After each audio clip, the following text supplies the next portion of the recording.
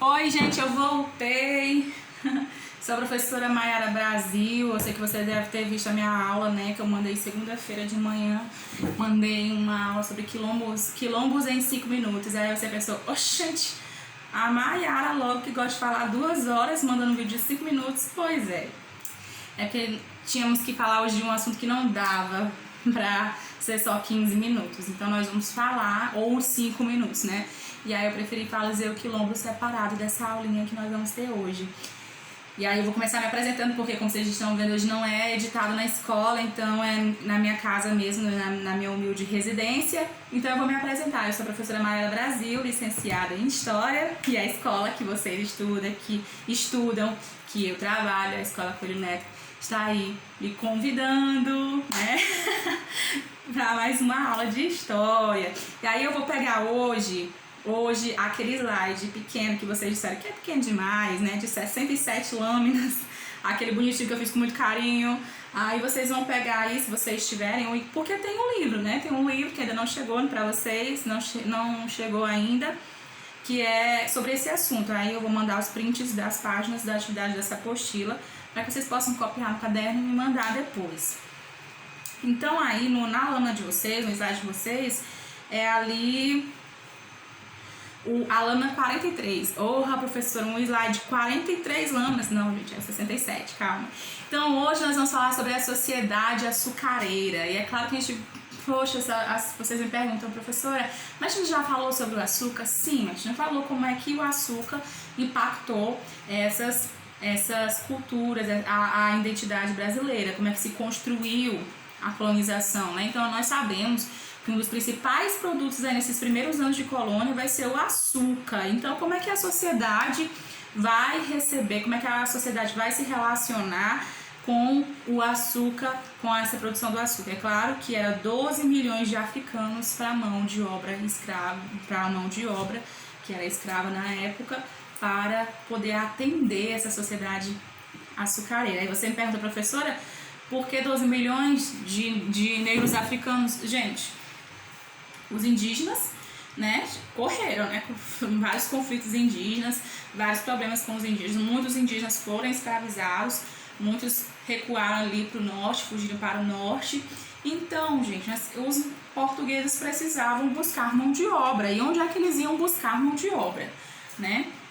Então, aproveitando, vocês devem ter visto algo sobre as etnias africanas, mas eu vou relembrar para vocês.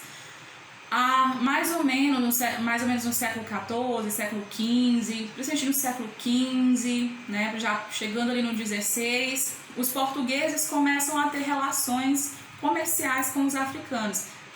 Comerciais, professora?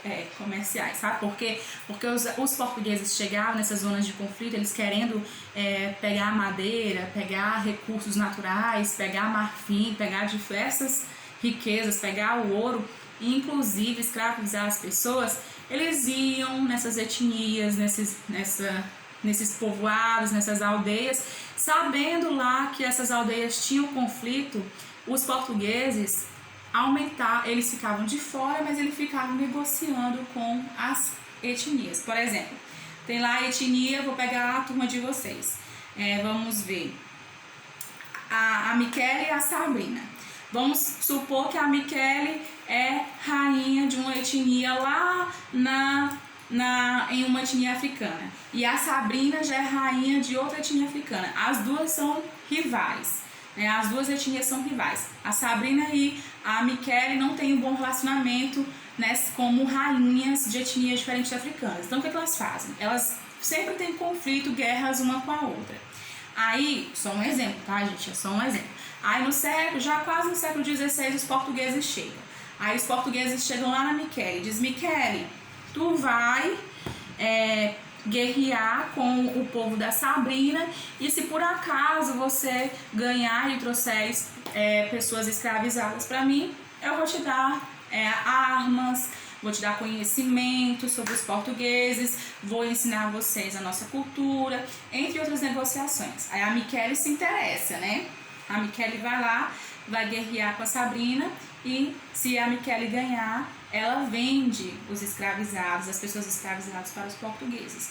Pode acontecer vice-versa também, os portugueses às vezes jogavam dos dois lados. Às vezes ia lá, de Sabrina, se você derrotar a Michele, eu vou lá e eu te entrego ouro, te entrego conhecimento sobre a nossa cultura, te entrego armas de fogo, né? E aí, claro, que os portugueses saíam lucrando, os portugueses não precisavam entrar em nenhum conflito. Os portugueses iam simplesmente e negociavam com as etnias. A etnia que for vencedora,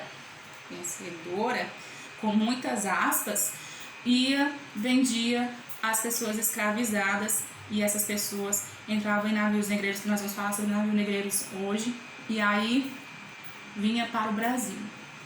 Então isso quer dizer que pode ter vindo para o Brasil princesas africanas, príncipes africanos, podia vir várias pessoas das etnias africanas, porque também eles têm uma sociedade hierarquizada, então poderia vir pessoas de qualquer grupo social, inclusive príncipes, princesas da mais alta hierarquia, da parte mais alta da hierarquia, né? Como a nobreza.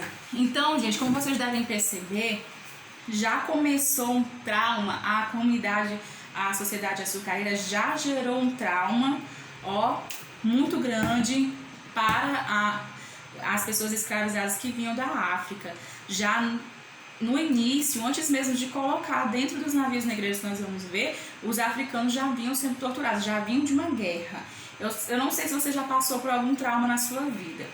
As pessoas que geralmente vão para a guerra, quando voltam, já voltam ou com problemas físicos, né, que não era interessante para os portugueses escravizar pessoas que perderam membros, que perderam alguma parte física. E vem da guerra também as pessoas que estão fragilizadas psicologicamente, pessoas que estão com a mentalidade fragilizada. Então, por que teve pouca resistência dos negros? É porque eles são fracos? Não. Lembra lá aquelas frases que a gente falou na última aula de história, no presencial, que nós temos muitos ditados que às vezes colocam como se o negro fosse passivo, como se o negro fosse fraco naturalmente.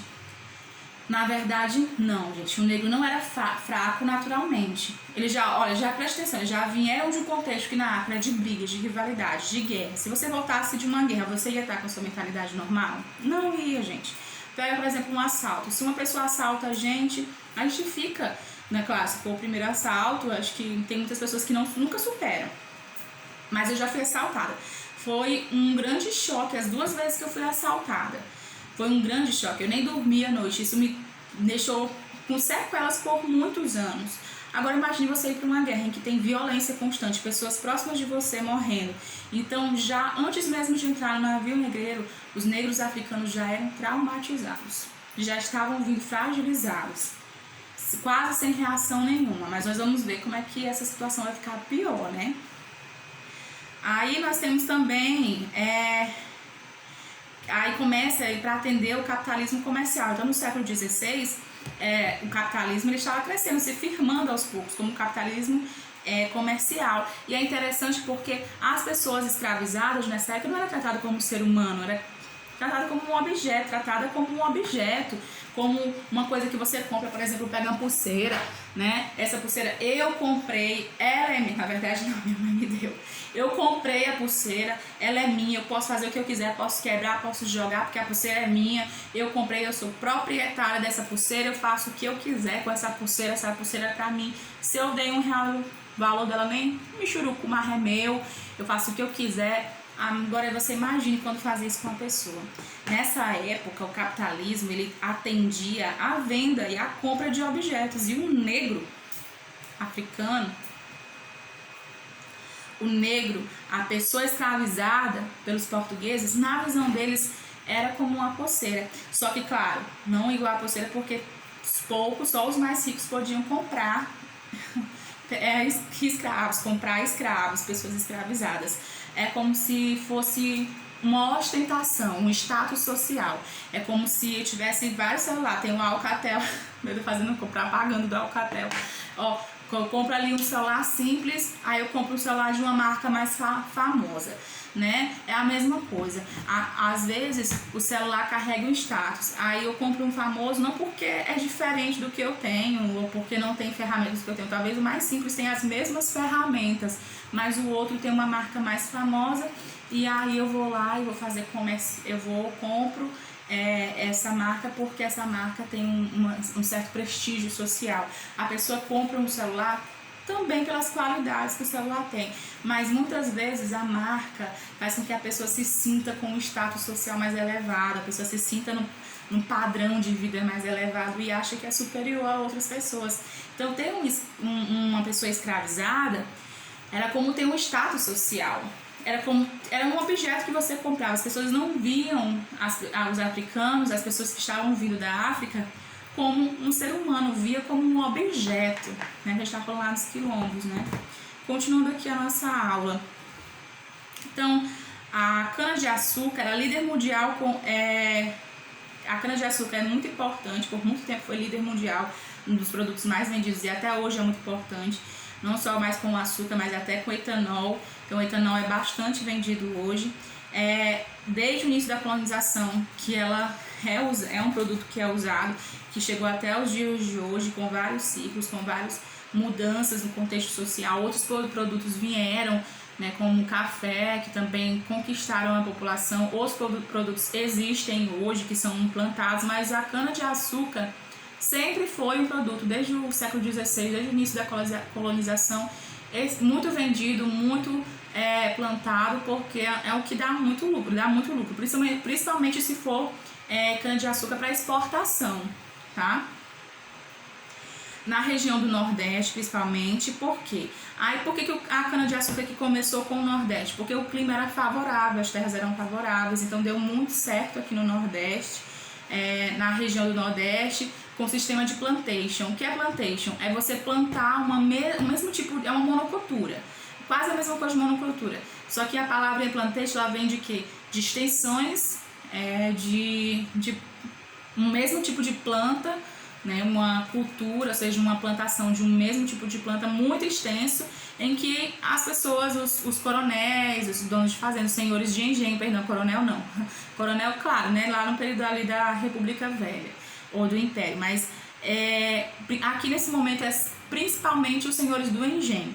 Então os senhores do engenho, eles vão plantar o açúcar, eles vão fazer esses plantation em grande quantidade, sem descanso, a terra sem nenhum descanso. Por isso que muitas terras do Brasil perderam a sua riqueza natural, a sua fertilidade, porque vocês devem saber, lá em geografia a gente sabe que quanto mais você usa aquela terra sem um descanso apropriado ou sem um devido cuidado, aquela terra pode se tornar infértil. Se você plantar o mesmo tipo de cultura, o mesmo tipo de plantação, por muitos anos essa terra pode perder as riquezas principais dela e chegar a se tornar infértil, né?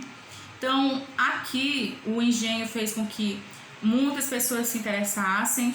O nosso açúcar era feito aqui, exportado e refinado na Bélgica, e depois os holandeses assumiram esse papel como líder mundial. Então o Brasil aí nos primeiros anos de colonização, desde o século XVI, era líder mundial de exportação de açúcar, mas refinava na Bélgica. E os holandeses, eles vieram, a gente vai estudar sobre os holandeses ainda, os holandeses vieram, tiveram uma grande presença pelo Nordeste, inclusive o Nassau, não sei se vocês já viram o cimento Nassau, ele herdou esse nome, é batizado por causa de um cara holandês que urbanizou muitas regiões do Nordeste. Nós ainda vamos falar sobre os holandeses no Brasil.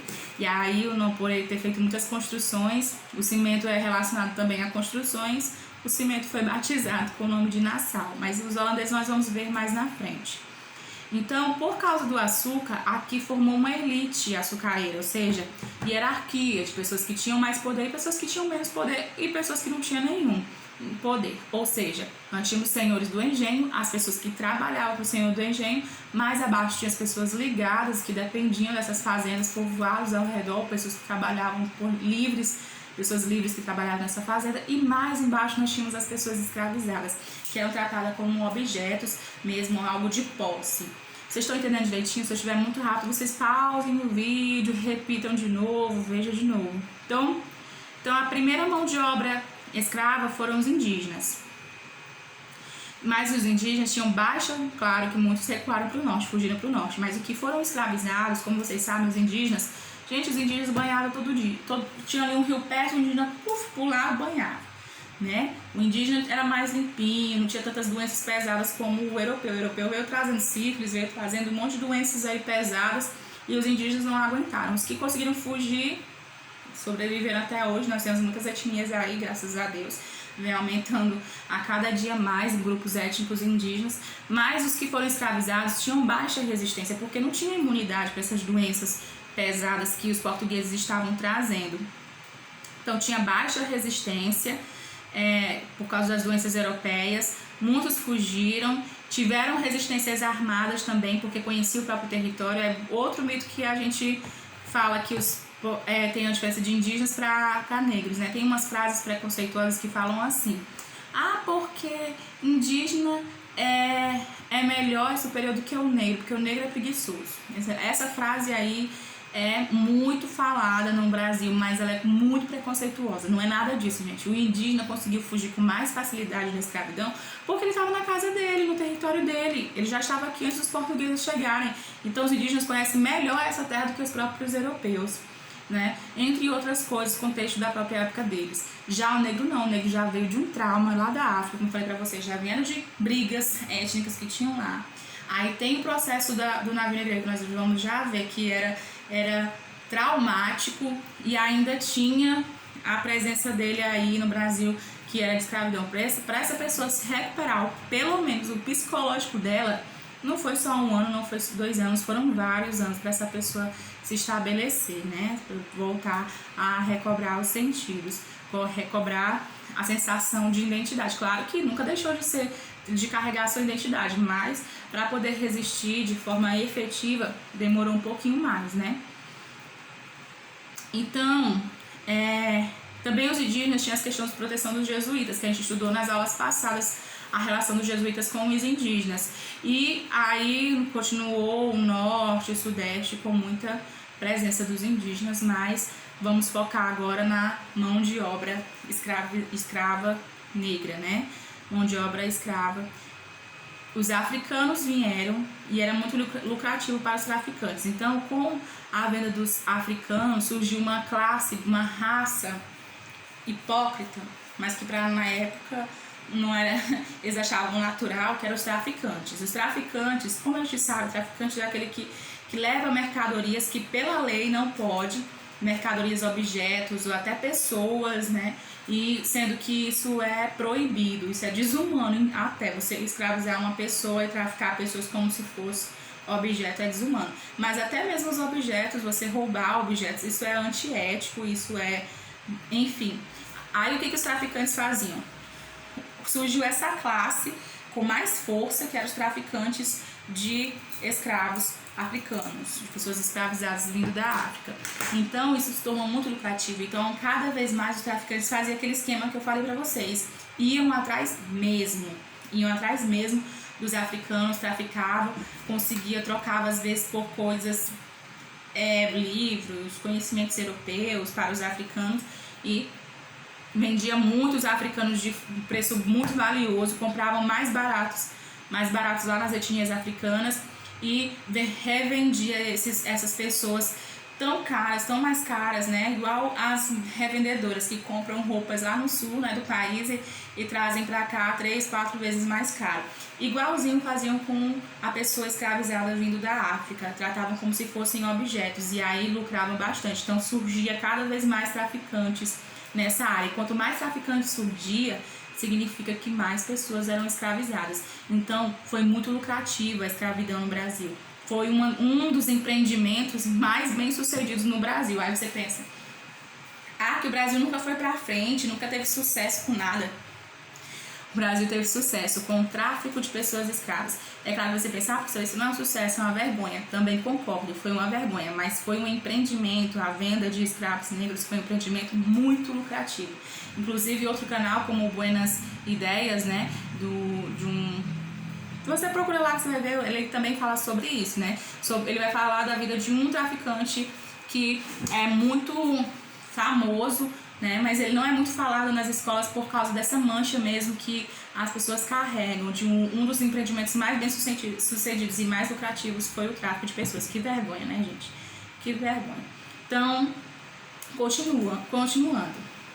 Tinha dupla taxação no embarque e no desembarque, né? Então eles ganhavam quando Eles deixavam aí, entravam os negros escravizados dentro do navio e quando ia desembarcar também ganhava uma taxa. Em troca de escravos, os traficantes forneciam aos chefes africanos mercadorias como, olha só, eles ganhavam muito dinheiro quando chegava, revendia os africanos escravizados. Mas o que é que eles davam em troca quando eles iam buscar na África com as etnias que eu falei para vocês? Eles davam farinha, mandioca, fumo, açúcar, aguardente, tá? Bebida, tecido de algodão, os mosquetes. Ah, você sabe o que é mosquete? É engraçado, mosquetes são aquelas armas que tem uns cotonetezão enorme, que você fica botando ali, né? Fala a arma grandona. Aí era pesada e aí tinha tipo os cotonetes gigantes que você fazia assim na arma, aí depois de uns 3 minutos conseguia dar um tiro. Isso era os mosquetes, bem atrasado esses mosquetes, para dar um tiro era o maior trabalhão. Aí tá bom, aí eles davam também mosquetes, pólvoras, espelhos e contas de vidro. Gente, eles davam isso que era insignificante para eles, claro que tinha valor,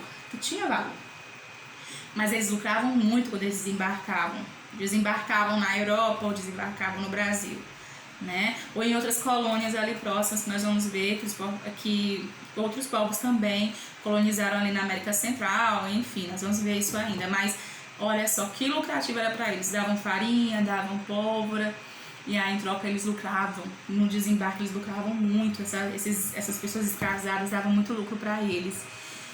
Então, era como para chegar no Brasil, né? Era chamado de tumbeiros, navios negreiros, tá? Era chamado de tumbeiros. 35 dias para chegar em Recife, 40 dias para chegar em Salvador, 50 dias em Rio de Janeiro. E aí, você vê essas datas, professora, 50 dias passa rápido. Mas olha a condição, vou ler bem aqui para vocês como era a condição.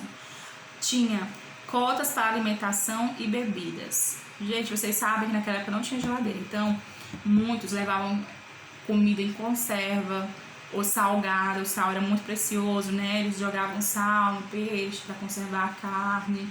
Mas mesmo assim, muitas comidas chegavam com má conservação no Brasil, muitas vezes podre. Então, esse alimento não era da melhor qualidade. Agora, para quem estava vindo no navio negreiro, os negros escravizados, não era primeira classe, né, gente? Eles eram colocados lá embaixo do navio. No slide vocês têm, na lâmina 49, vocês vão ver como era a estrutura do navio negreiro. Eles ficavam lá embaixo mesmo, onde era frio, né? Tava ali, aquela parte do barco que fica com mais contato mesmo com o mar, então era frio, era meio úmido, e eles não iam ao banheiro, eles faziam todas as necessidades fisiológicas dele lá, e ainda tinha essa condição de que a comida era contada, tinha uma cota alimentar que não era suficiente para um indivíduo. Nós sabemos que nós temos que ter uma alimentação balanceada, ter uma pirâmide de alimentação, mas essa pirâmide de alimentação não passou nem perto do navio negreiro. Muitos morriam de fome, se não morriam das péssimas condições que aquele lugar oferecia, né? Faltas de higiene, superlotação, então eles enchiam bastante. Olha a ideia deles. Eles não cuidavam para que a qualidade deles fossem boa, assim, né? Se você for pensar na onda deles, né, de que o negro era um objeto, aí você pensaria, não, vou cuidar aqui melhor para ver se chega com mais quantidade no outro continente, no país, no Brasil, né? Só que a gente pensava assim, não, vamos lotar isso aí que é para ver se chega pelo menos uns 10, uns 15 vivos lá, ou até menos, bora lotar, enche, lota, que fica todo mundo espocando lá, sem ter lugar nem de botar a bunda, que é pra ver se chega pelo menos uns 4, uns 10, uns 15 aí, depende do que estava encomendado, porque já tinham donos, alguns já eram encomendados, pra ver se chegam pelo menos alguns aí do outro lado do continente.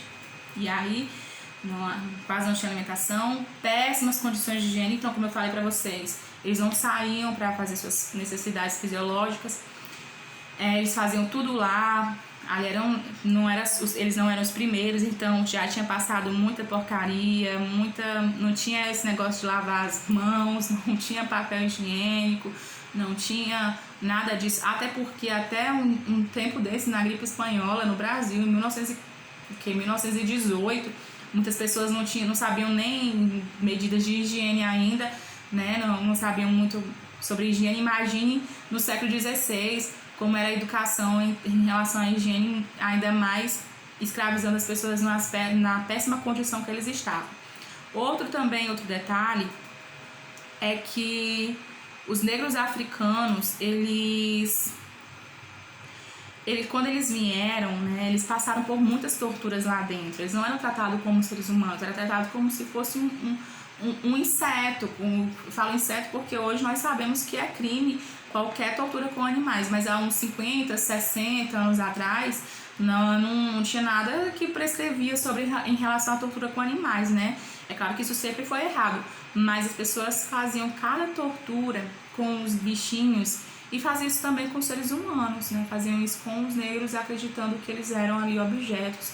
Faziam tortura, inclusive muitas mulheres foram estupradas, e eu não sei se vocês sabem, mas muitos marinheiros não tinham essa questão de ser mulher ou ser homem, eles estupravam meninos também, homens, né? Às vezes esses discursos são acompanhados de que eu posso, eu sou machão, eu vou fazer isso para humilhar outra pessoa, mas não, isso é uma violência dupla, né? Com a pessoa que está sendo estuprada, né? Porque, enfim, e também porque a pessoa está em toda uma questão de miséria, de morte, né?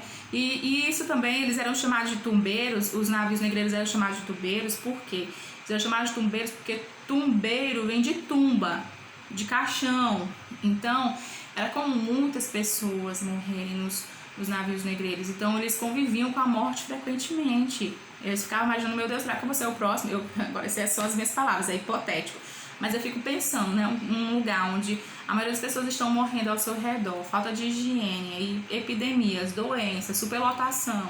Eu não posso nem sair dali para fazer necessidades fisiológicas. Então, o que acontecia, né? Provavelmente essa pessoa, meu Deus, eu estou convivendo com morte, aqui é uma tumba, aqui é um cemitério. E os portugueses, eles não faziam manutenção todo dia. Eu vou ali tirar os corpos. Não, tiravam uma vez ou outra, quando o cheiro estava incomodando e tudo mais, e aí jogavam no mar. Era mais ou menos assim. Claro que tinha regras de como tratar, mas eles não obedeciam não, gente. Eles muito corruptos, né? Então, tinha aí os navios negreiros. Aí você vê na página 50 como é que eles recebiam comida, como é que eles recebiam... Mas, enfim, era insuficiente. Quando chegavam no desembarque, aí você pensa, não, o pior é o navio negreiro. Não, gente, continuou, né? A opressão continua. Só que o navio negreiro, que também era conhecido como tumbeiro, era uma viagem que você... Não era muito fácil não, né? Não era muito fácil. Eu vou até ler aqui pra ver se eu esqueci de algum detalhe, porque tô achando até, assim, pelo que eu falei, acho que tá faltando alguma coisa. Não, mas por enquanto eu botei só essas observações mesmo. Então, no desembarque, ainda acontecia sofrimento. Para evitar rebeliões, evitar que as pessoas se aglomerassem, que eles criassem vínculos, eles ainda eram separados dos familiares, já vinham separados desde a África, colocavam navios separados para não ter muito contato ou para que os portugueses não passassem por uma rebelião, porque eles poderiam se unir e fazer uma rebelião no tumbeiro, né? Tomar o navio negreiro. Mas aí o que eles faziam? Eles já separavam as pessoas dentro do tumbeiro mesmo, mas sempre ficavam um ou outro juntos, né? Sempre ficava alguém da mesma etnia. E a gente pensa que os africanos são todos iguais. Negativo, os africanos não são todos iguais. Tem muitas etnias, tem muitos povos. Então o que eles fizeram? Eles pegavam essas etnias e embaralhavam já dentro do navio negreiro. Só que como o navio negreiro é um pouco limitado, é um, dois, três, quatro, até 14 navios por aí eles tentavam separar, mas sempre ficavam um ou outro. Mas quando chegaram no desembarque, aí eles faziam questão de separar todos os familiares que eram da mesma etnia, né? Porque sabe que os africanos têm suas próprias pinturas corporais, têm sua própria vestimenta.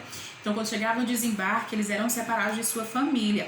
O que acontecia também no desembarque? Vamos ver aqui. Travou o negócio, né? Travou. Voltou. Vendidos em leilões ou mercados privados. Agora, você imagina a pessoa colocada exposta, né? Colocada despida ou então com poucas roupas, colocada lá na frente à frente de um lugar, e as pessoas compravam, faziam um leilão como se fosse um objeto. Que coisa ridícula, né, gente? Mas aconteceu no Brasil. Aí as pessoas eram compradas como se fosse um objeto, e aí eles pegavam, triscavam para ver, né? Abriam a boca da pessoa para saber se os dentes eram alinhados ou se eram, como diz o povo, né? Tramelado e tortinho como o meu. Vocês sabem que eu tenho um dentinho tortinho. Então, se tivesse dente tortinho, é porque não era muito bom para o serviço braçal. Então, muitas vezes, não pagavam bem por essas pessoas, então eles eram vendidos de forma bem mais barata, né? Se tivesse o dente alinhadinho é porque era bom para o serviço braçal. Então, era mais caro, ou então preço razoável e logo era leiloado. E aí, era assim como se eles fossem bichos expostos, com roupa ou sem roupa. Eles eram leiloados sem nenhuma dignidade, como se fosse nada, como se fosse um objeto mesmo. E aí, hoje é claro que descobriram hoje que tem referência aos dentes com problema respiratório. Eu tenho um problema respiratório, realmente tem esse problema, mas mesmo assim você escolher um ser humano por questão de um dente, isso é muito, muito racista. Por quê? Lembra como é que se escolhiam os cavalos, né? Cavalos dados, eu já viu o ditado, cavalos dados não se olham os dentes. Eles estavam comparando com o quê? Com cavalos. Ah, precisa mais cavalo, é bonitinho. Mas não é ser humano. O ser humano tem claro que o cavalo, a gente não tá falando que o cavalo é ruim, mas os seres humanos, gente, seres humanos não são cavalos, não são bichos, são seres humanos.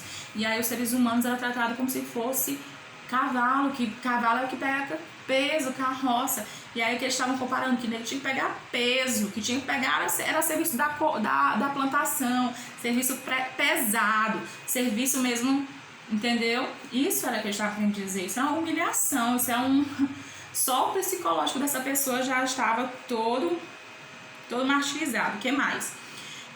Preços de acordo com o sexo, a idade e a saúde. Por quê, gente? Porque geralmente eles escolhiam homens a maioria deles eram homens que eram vendidos.